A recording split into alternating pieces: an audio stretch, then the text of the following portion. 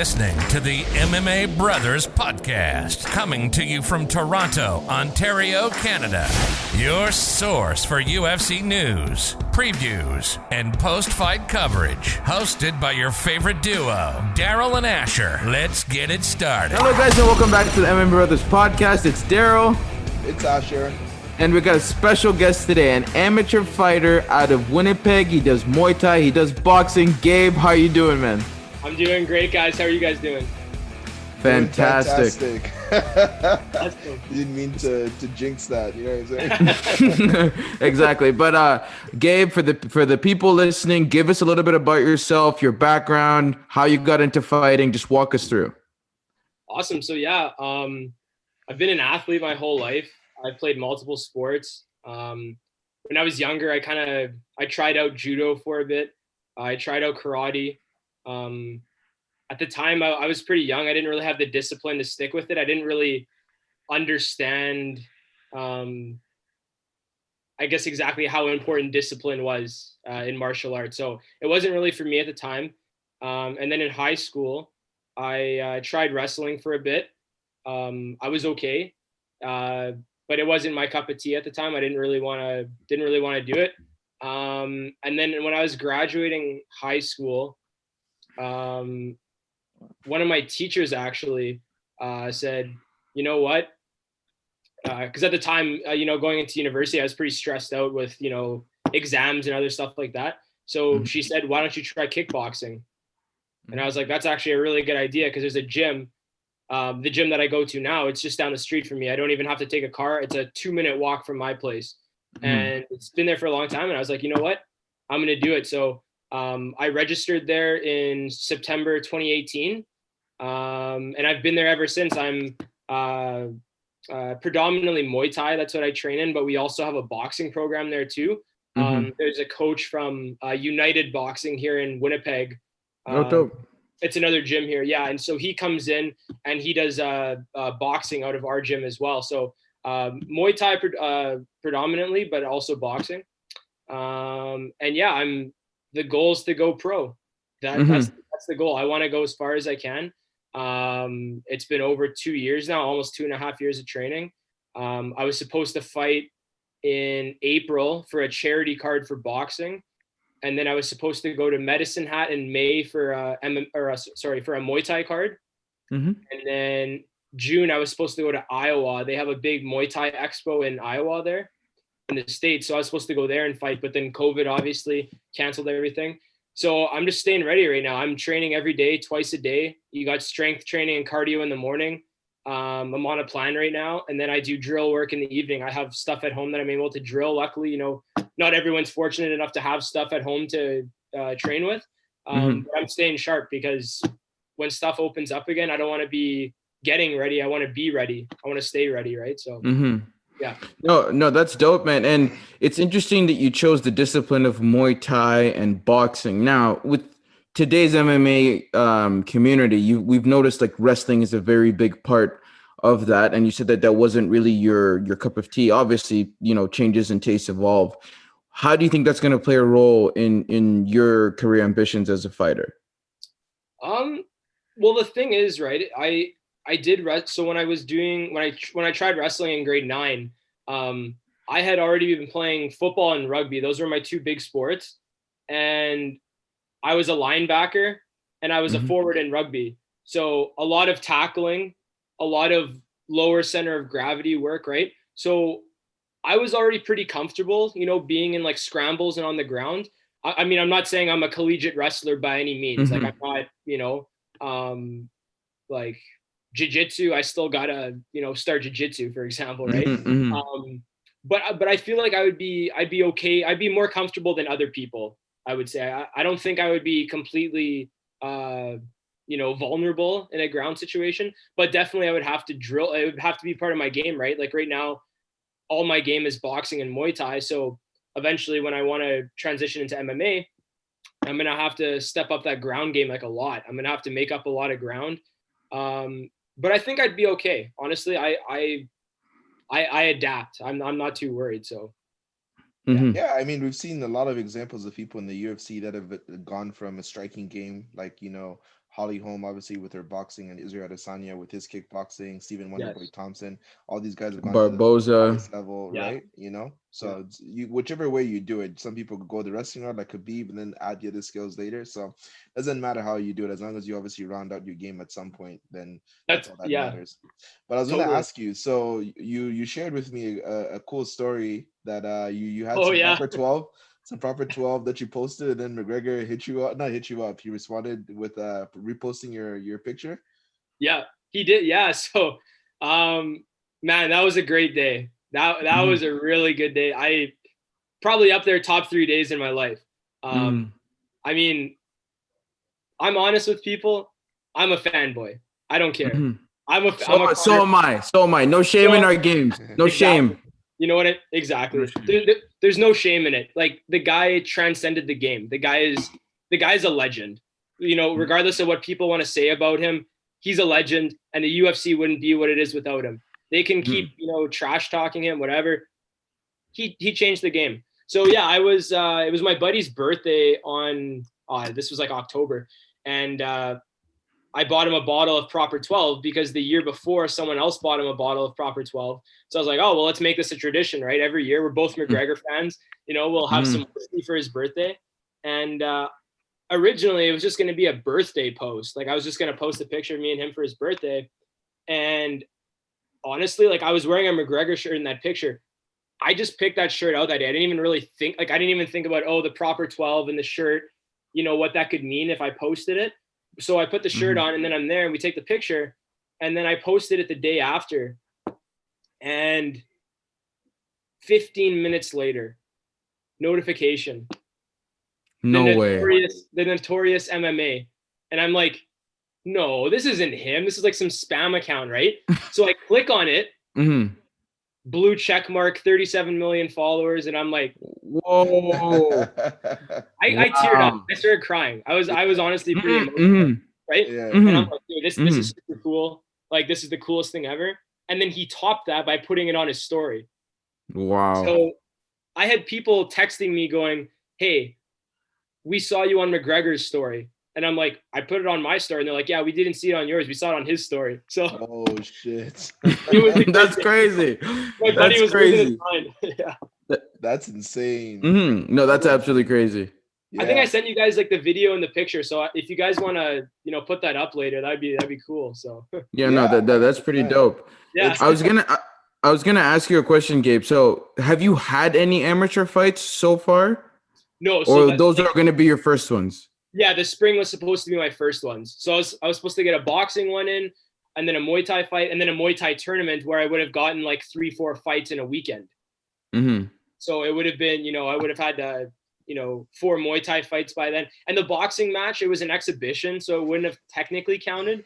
But on a lot of amateur cards, whether it's boxing, Muay Thai, MMA, they'll put exhibitions on your record. They'll just kind of put it in brackets. So it still counts as experience. You still went out there and fought someone. It's not official, but you still went out there and, fought, right? So that would have been, 5 fights for me in like 3 months. But no, that's dope. And what weight class? Yeah. I believe the boxing match was going to be 170, and then for Muay Thai, between 155 and 170. Okay. That's my weight range. My coach wanted me, when he thought that I was ready to fight, he's like, okay, I want you eventually fighting at featherweight. But I'm like, nah, I'm not cutting that weight, man. Like, there's no way I'm cutting that much weight. Like, because I'd have to get my natural weight down, and then I'd have to, cut more weight from there. I'm like, man, like most of my weight's in my legs. Like, I got huge legs, like those like rugby legs, right? So I got all that power there. I'm not gonna lose that by cutting a ton of weight. I'd rather fight, slightly bigger guys because I'm not that much smaller than them. I just have bigger legs, but I'm a little bit shorter, right? So yeah. I was gonna say, like Zoom, they have like these 40-minute limits, so I want to save some of the chat for fighting as well. So no worries. let's talk about, I guess, some upcoming events. So we obviously know that the Hamza Chimaev card against Hamza Chimaev versus Leon Edwards has been postponed because of COVID. Yeah. So that sucks. I was looking forward to that fight in like 2 weeks. Me too, but we can talk a little bit about UFC 256, right? So. Sure. the main event, we got Davidson Figueiredo versus Moreno. I can't believe I forgot his first name. What's his first name again? Brandon Moreno. Yes. Yeah. So how do you see that fight going? Figueiredo finish, man. Like, is there any other option? Honestly, this guy is legit. I don't care what anyone. This guy's for real. This fight could have been his third title fight, but unfortunately, with the first fight against Benavides, with the weight issue, they couldn't have that fight as a title fight. But then he obviously went and beat him again. I honestly thought Benavides died. It's funny. Like the first fight the first fight was competitive, and yes, exactly. And and Figueiredo missed weight, so technically he should have been better in the first fight than he was in the second fight because he was less trained. But in the second fight, he made weight. He obviously there was no issues, and then he beat him up even worse the second time around, which I was like, bro, I've never seen a title fight that bad before. Like, I'm trying to when I watched that, right? I was comparing how bad Gagey beat Tony, and then I'm like, man, which one's worse? And I'm like, it's a tie. No. Because Tony actually wobbled Justin. You remember? Like it was like that just wobbled him. He dropped. It was an uppercut. It was an uppercut, I think, right? Yeah. Yeah, but Joey, like offensively, I can't even put words to what I saw. It was a murder. Like it was like it looked like an amateur versus a pro. He almost got choked really 3 times. And then when he got choked, he got put to sleep. And even the way he was getting choked, his position, I was like, oh my God. He looked dead. He just looked dead. Yeah, I know. He's done. Where's the funeral? Where's the funeral? I know. Like Megan O'Leary, I love you, but I don't know what's going on with your boy here. Like, I know. I think Megan O'Leary was by the octagon too, if I'm not mistaken. Like she was watching it live. She was there. She was there. Yeah. Oh my God. That's an awkward car ride home if I've ever seen one, man. Being like, oh, I still love my husband. He tried, blah, blah, blah. I'm like, yo, that was brutal. And if I'm not mistaken, I'm pretty sure Benavides came to the post-fight press conference too. Like he wasn't transported straight to the hospital. He did he had an interview. I don't know if it was the post-fight press conference or a reporter interviewed him. It might have been someone right after the fight, but he did talk to the media.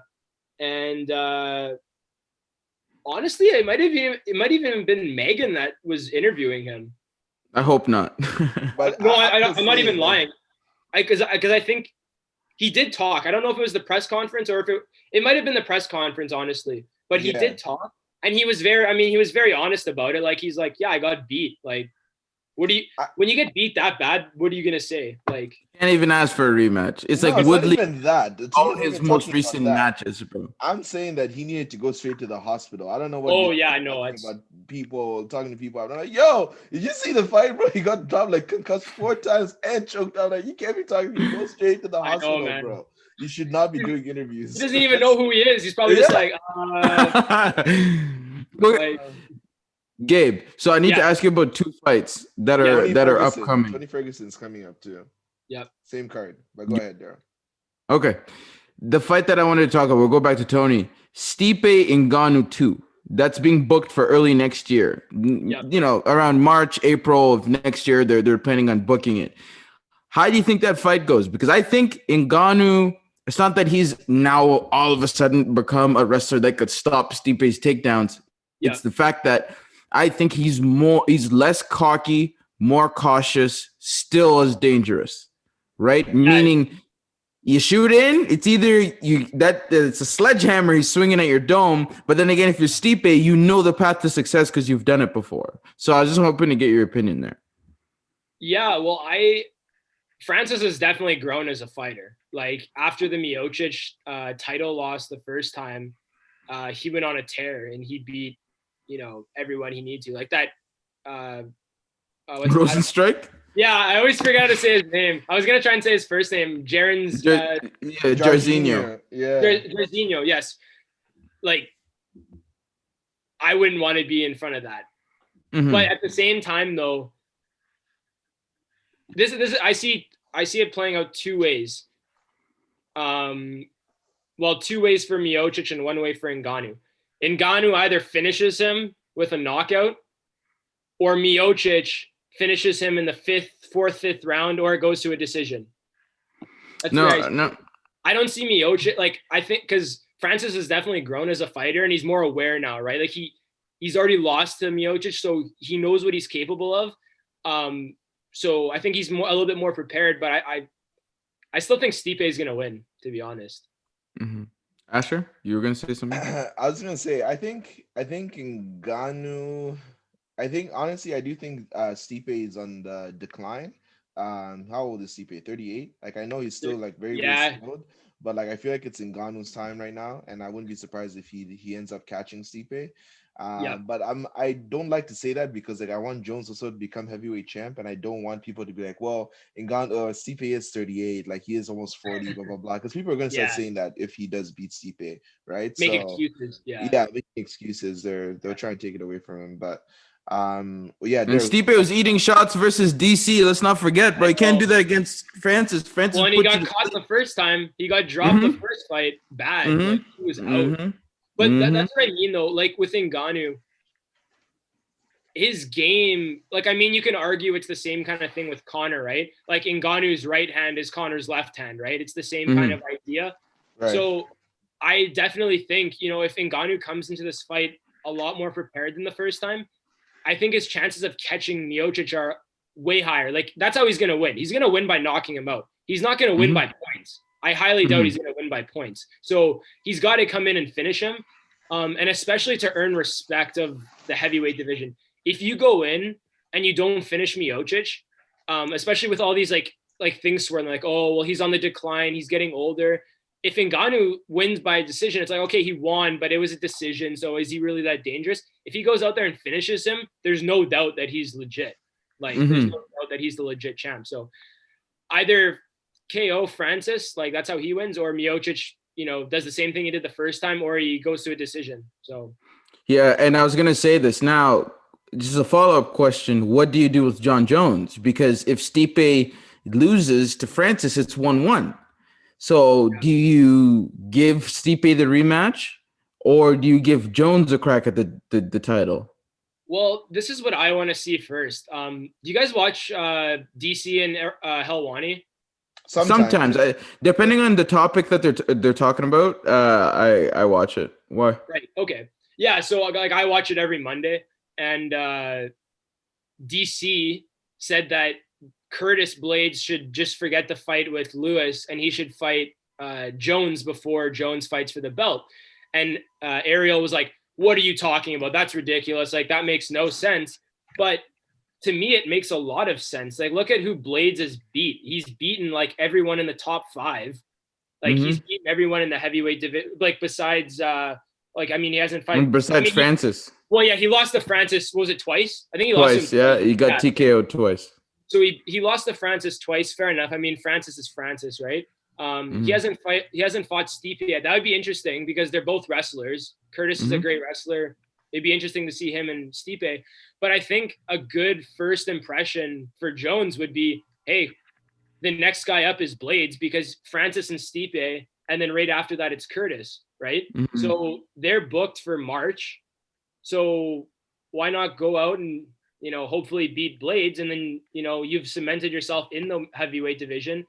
And then to answer your question about if there's going to be a rematch, if Jones wins, or even if he doesn't fight Blades, if he just waits till the championship fight, I think he'll fight the winner right after. There won't be a rematch.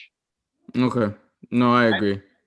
Because I just think, even though if Francis beat Miocic, should be tied 1-1, like you said, right? And then there'd be a trilogy fight. Just the way the UFC operates, they're gonna go for like the bigger fight. Like, they're gonna be like, okay, let's bring Jones in here. And I think that's going to be really dangerous for Jones if he fights Francis.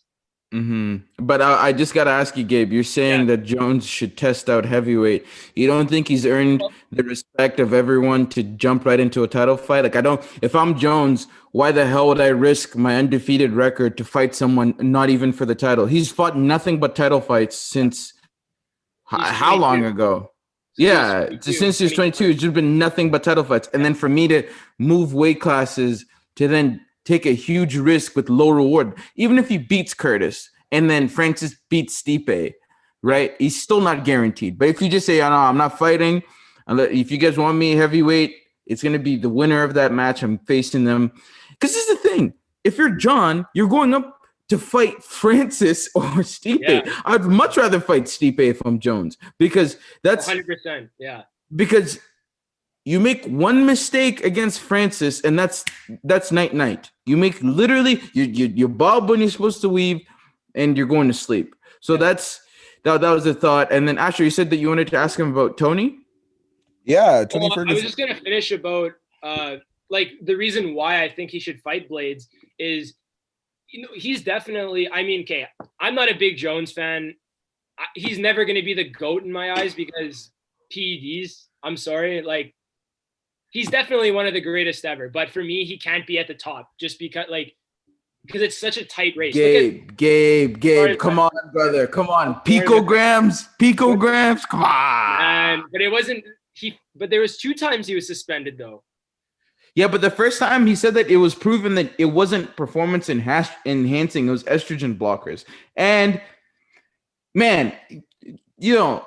Steroids, no steroids. Who's beating Jon Jones? Yo, you can let anyone get juiced and to the gills and they're not beating Jon Jones, man. One thing I will say about Jon Jones is, like, yes, you may hold it against him, but like those people that you're fighting, like the Vitor Belforts, the Chelsea, those guys were all juiced. All of those guys were juiced, and Jones has never been the type of guy to win fights because of strength or KO power or whatever. It's all been technique, right? So and that's fair. The reason I say it though is just because the race for who is the GOAT is so tight. Like you could arguably put like 6 guys up there that could be the GOAT. You know what I mean? So if you're looking at pros and cons of guys, right? I'm not saying like personally, I respect Jones's technique and what he's done. Like this guy, like he's the youngest champ ever in UFC history at 22. He's done a lot, even with the picograms and PEDs, whatever. I still respect him as a fighter. But the way I look at it is like, man, there's guys like Khabib who didn't take anything ever, right? GSP, so like, GSP. But he also hasn't fought the killers that Jon fought, right, in their prime. Who has Khabib really fought other than Conor that he was supposed to win? That he was supposed to lose. Gaethje's in his prime right now too. He beat Dustin too. Yeah, but I don't know, man. Dustin, when the chips are down, prime too. when the chips are down, Dustin's flopping. We all know that. Like chips are down, niggas is gonna shake it. Like you have Khabib hurt, he's backing up, and at that point, if you get taken down, you get taken down. But dude, just let Khabib just recover. I'm like, yo, Dustin, chase him. Yeah. He was very disappointing in that fight. I agree. Like, I was like, bro, you hurt him with the left hand. You were able to scramble up to your feet. You better freaking go for the kill. Because you know, at any point, if he gets you up against the cage, you're done. You know what I'm saying? That's fair. It's what I'm like. I have enough. Like, he's not my favorite fighter, but I respect him. Like, I have other fighters who I don't really like, but I respect them. You respect all these guys. They dedicate their lives to the sport. They put, like today, I was watching the TJ Dillashaw interview, right? He wants a title shot next, is what he said, right? EPO shot, like that guy. Oh man, you gotta love the EPO. Man. It's very interesting, but I mean, also the question is too, though. There's a lot of guys that dope. We just don't know about it. There's tons of guys who dope, and the UFC is not going to admit it. I mean, Bellator doesn't have USADA. That's a big thing for guys that come from Bellator to the UFC. Bellator doesn't use USADA, so you got a bunch of guys juicing, and then they get popped in the UFC. Chill. So it's interesting. It is what it is, but I just think because that GOAT race is so tight, if there's any indiscrepancy, it's kind of, I don't know. It's kind of like the LeBron MJ debate, right? Mm-hmm. People are always gonna have different views. They're both insane. Like they're both amazing. Just like Jones and just like Khabib. Like they're amazing, right? So it is what appreciate it is. Yeah, appreciate greatness is exactly. And the reason why I think he should fight Blades though is because he has to wait till March, right? Like because like Francis and Miocic are gonna fight in March, and then they're gonna, who knows, they might need time to recover, right? So you're waiting all this time. If you really want to make an impact in the heavyweight division, go out and take Blades. If you take Blades out back and beat his ass, then man, you'll probably win the belt too. Because if you did that, like I don't know. I think that'll like really cement his legacy, to be honest. Like, and there's no way Jones is taking down Curtis Blades. So I agree. It's definitely an interesting fight. Yeah. I don't even know how Jones would win that fight against Blades, because Blades is good with his stand. What do you think? Jon Jones is going to take down Blades? Are you kidding me? No. No. Listen. You guys disrespect Jon. Brendan Schaub has trained with Jon Jones. He said that Jon does to heavyweights what he does to light heavyweights. It doesn't matter. Curtis such a good wrestler. Doesn't matter. Jones took down Cormier, who's a better wrestler than Curtis Blades. Size, yes, but Jones is going to be faster than Blades. Blades cuts down to 265. You know what I'm saying? Blades is a very heavy guy, so it's not a foregone conclusion that just because the guy is heavier, he's going to be better. And Blades would gas out way quicker than Jones. Jones has a great gas tank. Yeah. I don't know how it'd hold up at heavyweight, but great gas tank. I think that we all forget that when, if there was someone sent to Earth and we needed to send a fighter, we all know we're sending John Bones. Like, we all know he's going to do some, the front teep kick to the knee, some greasy stuff like that. And, he's got the dub, Johnny Bones. You know what I'm saying? And totally, man. Like, I'm not taking anything away from him. The guy's a killer. The guy's earned I don't know how many title defenses has he had? Like, I think 11. 11 or more 12, than that. More than that. Yeah. Or 13. I don't know. It's up there. But this is the thing, though. Thiago Santos, Dominic Reyes. Oh, come on. He won the Reyes Gabe. fight. Reyes won the fight. Reyes beat him. Gabe. So break down. How do you score fights? Just so I can understand the logic here. So the Reyes fight, I watched fully. I was only able to watch highlights of the Santos fight, but I watched the Reyes fight live. Okay. So this is the thing people don't understand is in Asia, they score octagon. Like, that's a thing, like octagon control. Like, if you are moving forward the whole time in Asia, they love that. You could be getting hit a crap ton, but if you're moving forward, like in one championship or like any of the Muay Thai promotions there, you could still win a fight even if you got outstruck simply just because you kept going forward. Okay. So in the Reyes fight against Jones, Reyes was outstriking him for, I think, 3 rounds because Jones, I had him winning 2 rounds. I definitely had Jones winning 2. One fourth round. And fifth. Fourth and fifth is most people.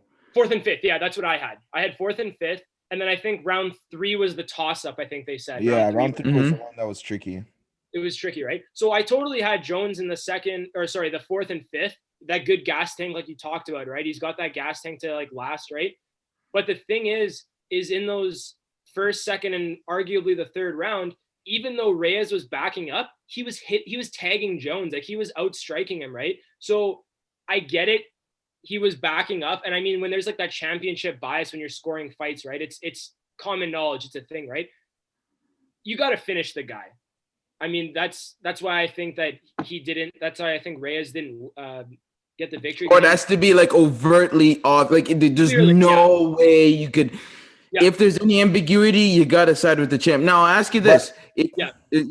Were you gonna say something, Asher? No, I was just gonna say it's not always the case because Demetrius Johnson lost his fight to Henry Cejudo, and that fight is kind of like close, but they didn't side with the champ. They gave it to Cejudo. So, yeah. Now. Yeah. No, go ahead. Go ahead. Yeah. No, you go. Okay. No. I was just gonna say, like, we've seen it over the course of the UFC's history, right? Sometimes the judging really sucks. Oh, like, sometimes. That's every night. Not every fight, but sometimes. Like, look at the second Holloway Volkanovski fight. How do you not give that to Max? Are you kidding me? How? What were they watching? What were they watching? The Anthony Pettis, Donald Cerrone. Yeah. Anthony Pettis was like, how did you even give me that win? Like, he even looked shocked himself. He's like, what? I won? All right, dope. And that says a lot when the fighter goes, no. Like, yeah. Like, and that, yeah.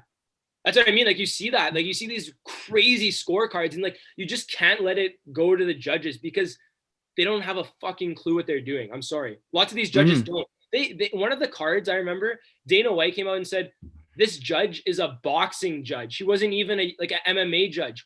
What do you judge? Like, of course he's not going to judge takedowns then, because he doesn't know what to do, right? Mm-hmm. So, but these different athletic commissions, whether it's, California, New York, Nevada. Well, I mean, they're pretty good. I mean, that's where most of the cards come from, right? But you go to some of these commissions and they just, like, the UFC doesn't control the judges, the commissions do. So you get this guy who's a boxing judge. Well, no kidding, he's not going to know how to score an MMA fight. It's a completely different sport. So, yeah. Mm-hmm. No, 100%. And I agree with you from the standpoint of the judging is crap and everything. But I'm going to go back to the, 100%. Get the Tony Ferguson thing out of the way because we have like 5 minutes. We can do a second one, eh? We can probably we can just link the two together. We can do a second. If you guys want I gotta go after this. Yeah. Oh, okay. No worries. Yeah. But yeah, Tony Ferguson, he's fighting Charles Oliveira like in UFC 256, which is like what, in 2 weeks from now? So 2 weeks, yeah. Yeah, not this weekend, next weekend. Charles Oliveira is on a 7-fight win streak or something. At least I know 7. It's more than 5. I think it's 7. Yep. Yeah. So this is no easy fight again for Tony Ferguson. But I want to say Tony's going to win this one. I cannot see Tony getting submitted. Charles Oliveira on the feet, he's no Justin Gaethje. So I do feel like Tony Ferguson will be able to put the pressure on Charles and break him. But then again, never mind. I was going to say, I don't see Tony Ferguson like going for a takedown or anything like that to catch himself in a guillotine. So that's not going to happen. I think Tony Ferguson should win this fight easily. What do you guys think?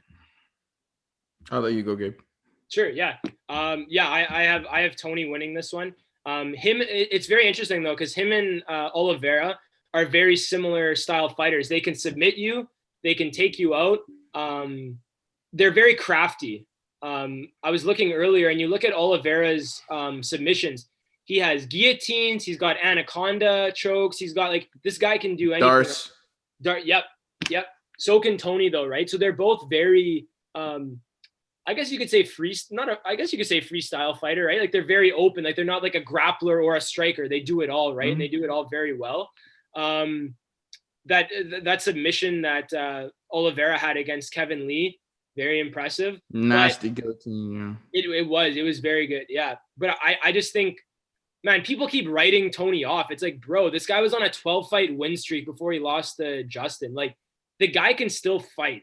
And people are saying, oh, well, like the damage he took and the longevity of his career, he's getting older. Okay, fair enough. But it's Tony, man. Like this guy does hill runs. He'll run up a hill and down a hill and then up again and beat people who started going up. Like his team, they train together, right? He will go up, down, up and still beat them.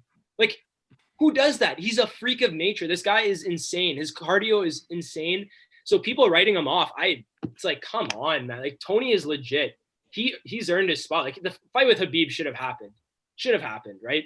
I mean, 6 times it got canceled, whatever it was, but people writing Tony off, it's just so disrespectful, man. Like this guy is real. Like he's legit. So yeah. You're going with Tony? I'm going with Tony. Yeah, Tony all the way. Yeah. No worries. I'll make this quick so you can plug your socials and people can find out where they can find you. So I'm siding with you that Tony's an absolute madman. He's the boogeyman. You can't put him away. I think Justin is one of the only people to ever put away Tony Ferguson. How do I think the fight's going to break down? Tony's going to get pieced up on the feet, taken down in the first round. We're going to be like, oh, Tony, yada, yada, yada.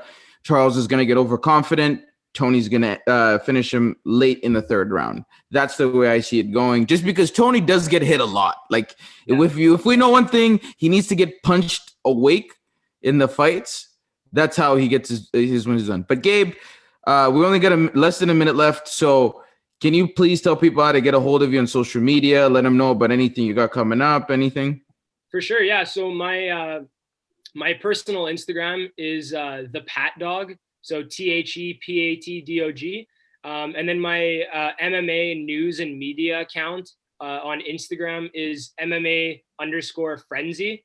I also have a YouTube account. I haven't really posted much lately. I've just been really busy. But yeah, I have a YouTube channel where I post some MMA content, and then also the Instagram account. So you guys can go check that out. And see what's up.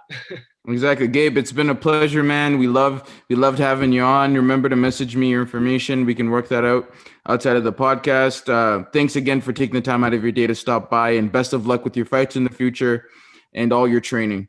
Thank you very much, guys. I appreciate it. Thank you very much. I had a great time. It was awesome. Thank you. It was awesome. Thank you, man. We'll talk soon. Awesome. Talk soon, guys. Take care. All right. Later. Bye.